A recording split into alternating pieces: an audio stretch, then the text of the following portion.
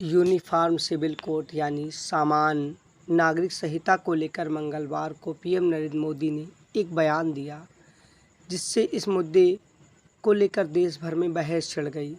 आइए आपको हम बताते हैं यूनिफॉर्म सिविल कोड यानी समान नागरिक संहिता है क्या, जिसको लेकर कहीं विरोध है, कहीं समर्थन है। खैर, इस बहस के बीच आपको बता दें, समान नागरिक संहिता यानी एक देश और एक कानून है। पूरे देश में सभी नागरिकों के लिए एक जैसा कानून। जैसे हमारे देश में अपराध को लेकर सबके लिए एक कानून है, उसी तरीके से भूमि विवाद, बच्चों को गोद लेना, तलाक, संपत्ति के बंटवारे और अन्य विषय संबंधी सभी के लिए एक कानून बनाया जाना है।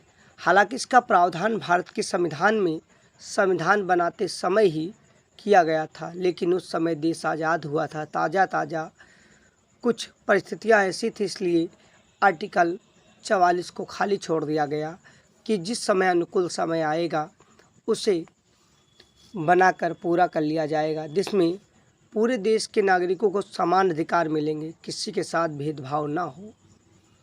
वही बात अब मौजूद केंद्र सरकार लाने जा रही है, यानी संविधान के उस अधूरे हिस्से को पूरा किया जा रहा है।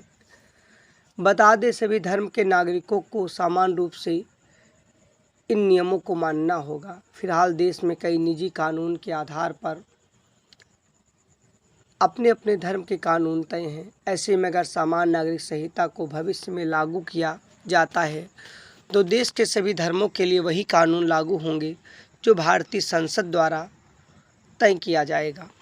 हालांकि ऐसा नहीं है भारत में कानून लागू नहीं है।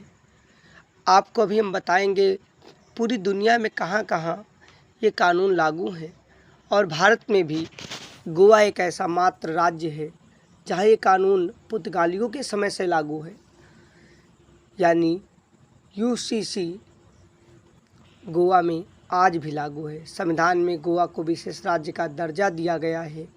इसे गोवा सिविल कोड के नाम से जाना जाता है।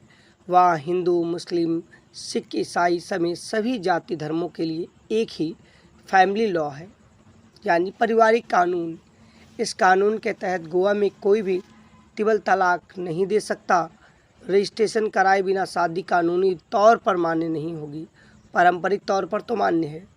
शादी का रजिस्ट्रेशन होने के बाद तलाक सिर्फ कोर्ट के जरिए होगा, यानी चौक चौराहे पर किसी दबाव में, पंचायत में नहीं। संपत्ति पर पति पत्नी का समान अधिकार होगा।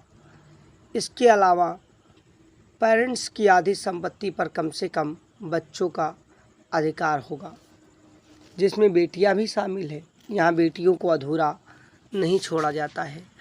गोवा में मुस्लिमों को 4 शादियों का अधिकार नहीं है, जबकि कुछ शर्तों के साथ हिंदुओं को 2 शादी की छूट है, लेकिन तब जब एक पत्नी को बच्चा ना हो रहा हो, यानी उसे कोई शारीरिक समस्या हो, उस कंडीशन में, हर कंडीशन में नहीं।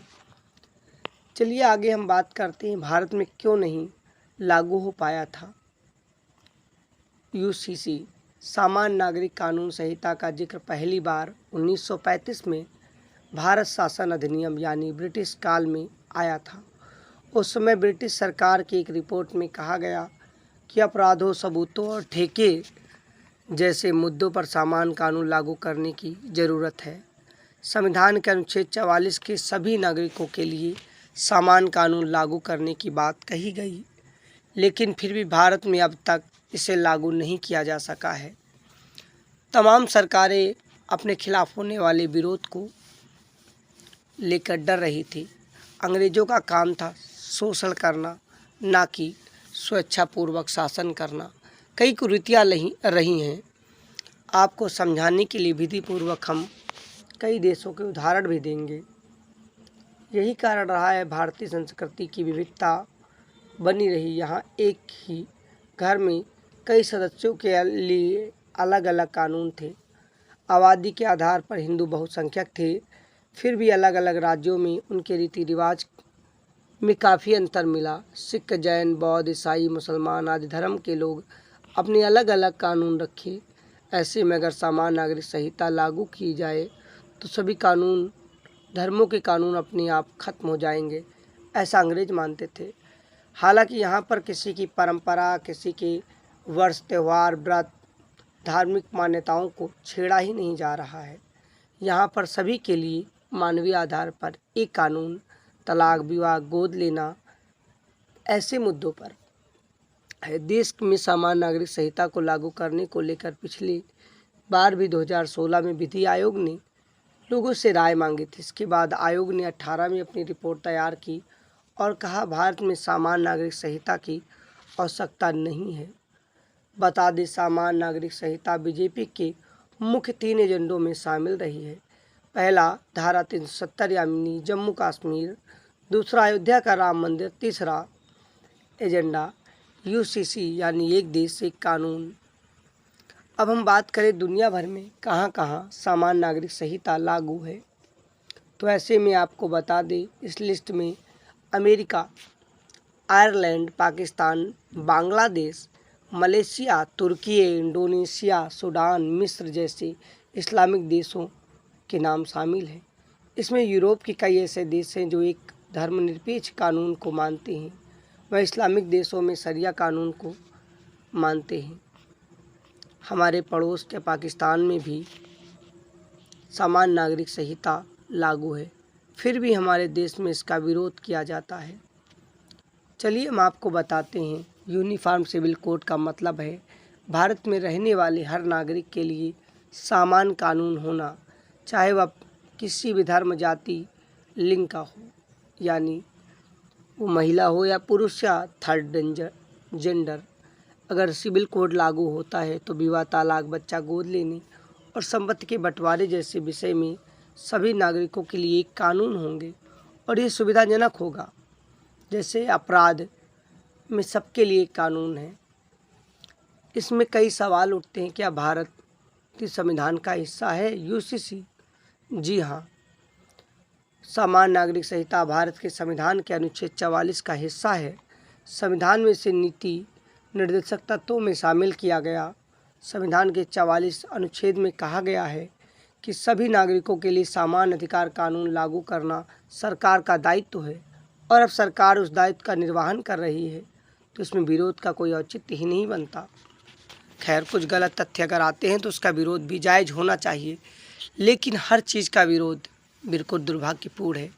देश को मजबूत करने के लिए सामान्य नागरिक संहिता जरूरी है। अनुच्छेद 44 में उत्तराधिकार, संपत्ति अधिकार, शादी, तलाक और बच्चे की कस्टडी के बारे में समान कानून की अवधारणा कही गई है, न कि किसी के धार्मिक रीति रिवाजों के से छेड़छाड़ की बात। यूसीसी पर सुप्रीम कोर्ट ने भी कई बार कहा है। सुप्रीम कोर्ट ने अपने कई फैसलों में सामान्य नागरिक संहिता लागू करने को कहा है, लेकिन सरकारों में तत्कालीन हिम्मत नहीं हो सकी है। पहली बार 1985 में जब साहिबानों के मामले का फैसला देते हुए सुप्रीम कोर्ट ने कहा, संसद को एक सामान्य नागरिक संहिता की रूपरेखा बनानी चाहिए, क्योंकि ये एक ऐसा साधन है जिससे कानून के समक्ष सभी सद्भाव और समानता की सुविधा में सब एक होंगे। सुप्रीम कोर्ट ने 2015 में एक मामले में कहा है, ईसाई कानून के तहत ईसाई महिलाओं को अपने बच्चे का नेचुरल गार्जियन नहीं माना जा सकता, जबकि अविवाहित हिंदू महिला को बच्चे का नेचुरल गार्जियन माना जाता है। उस समय सुप्रीम कोर्ट ने माना था कि सामान्य नागरिक संहिता एक संवैधानिक जरूरत है। ऐसे कई मुद्दे हैं जब प्रशासन, सुप्रीम कोर्ट ने भी बार बार कहा, लेकिन वोट बैंक की राजनीति के चलते कईयों ने इस पर गौर ही नहीं किया। और दूसरी तरफ देश में बड़े स्तर पर विरोध, यानी राजनीति में हार जीत का फैसला भी हो सकता है। कईयों को डर है कड़े फैसले से गलत अवधारणा जाएगी और वोट बैंक कट सकता है। खैर, आज़ादी के 75 साल बाद सामान्य नागरिक संहिता और पर्सनल लॉ में सुधारों की मांग जारी थी। अगर सरकार इस पर गौर करती है तो आप अपनी राय देकर ज़रूर बताइएगा कि सरकार को वाकई में लागू करना चाहिए या नहीं। भारत एक धर्मनिरपेक्ष राष्ट्र है, यह न ईसाई राष्ट्र है न इस्लामिक राष्ट्र है। सनातन परंपरा, सदियों से सनातन मान्यता को लेकर चला आ रहा राष्ट्र है। हालांकि धर्म के आधार पर पाकिस्तान और बांग्लादेश का पहले ही बंटवारा हो चुका है, लेकिन फिर भी भारत में सभी के लिए कानून पूर्ण स्वतंत्रता के साथ आना बेहद ही ज़रूरी है। भारत के संविधान अनुच्छेद में शामिल कई ऐसे तत्व हैं जो सबके धार्मिक अधिकार को समान कानून और धर्म के स्वतंत्रता अधिकार और समानता के अधिकार के बीच संतुलन बनाना बताते हैं। इसके चलते जाति या धर्म के आधार पर कोई व्यक्तिगत कानून भी संकट में आ जाएंगे। खैर, संविधान में अगर समान नागरिक संहिता की बात है तो प्रशासन को इस पर अमल करने की भी ज़रूरत है। आपकी जो भी राय हो, समान नागरिक संहिता को हमने बेसिक शब्दों में समझाने की कोशिश की।